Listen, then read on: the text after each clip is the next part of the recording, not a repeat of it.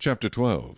Now a great sign appeared in heaven, a woman clothed with the sun, with the moon under her feet, and on her head a garland of 12 stars.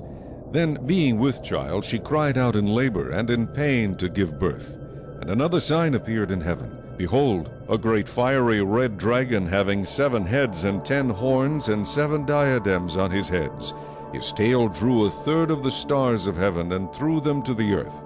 And the dragon stood before the woman who was ready to give birth, to devour her child as soon as it was born.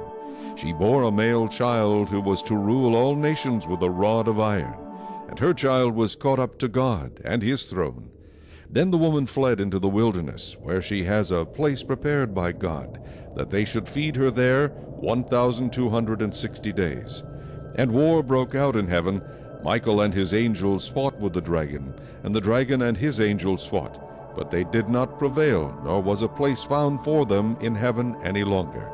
So the great dragon was cast out, that serpent of old, called the devil and Satan, who deceives the whole world. He was cast to the earth, and his angels were cast out with him. Then I heard a loud voice saying in heaven, Now salvation and strength, and the kingdom of our God, and the power of his Christ have come. For the accuser of our brethren, who accused them before our God day and night, has been cast down. And they overcame him by the blood of the Lamb, and by the word of their testimony. And they did not love their lives to the death. Therefore rejoice, O heavens, and you who dwell in them.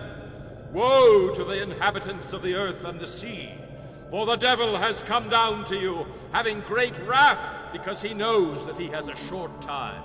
Now when the dragon saw that he had been cast to the earth, he persecuted the woman who gave birth to the male child. But the woman was given 2 wings of a great eagle, that she might fly into the wilderness to her place, where she is nourished for a time and times and a half a time, from the presence of the serpent. So the serpent spewed water out of his mouth like a flood after the woman, that he might cause her to be carried away by the flood. But the earth helped the woman, and the earth opened its mouth and swallowed up the flood which the dragon had spewed out of his mouth. And the dragon was enraged with the woman, and he went to make war with the rest of her offspring, who keep the commandments of God and have the testimony of Jesus Christ.